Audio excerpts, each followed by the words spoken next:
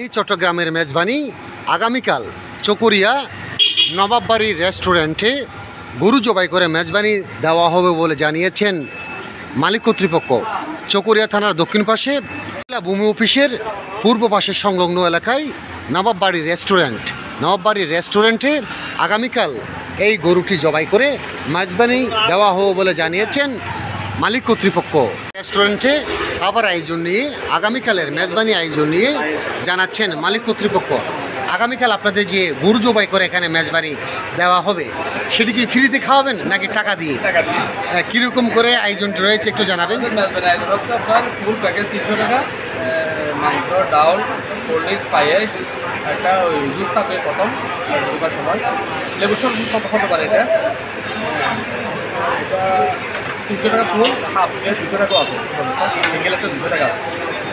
গরুটি জবাই করে এখানে যারা খেতে আসবে এখানে যে নির্ধারিত রেট রয়েছে রেট অনুযায়ী মানে এই যে চট্টগ্রামের ঐতিহ্যবাহী মেজবানি আকারে আপনারা সাদা ভাত দিয়ে খাওয়াবেন, এই তো কথা।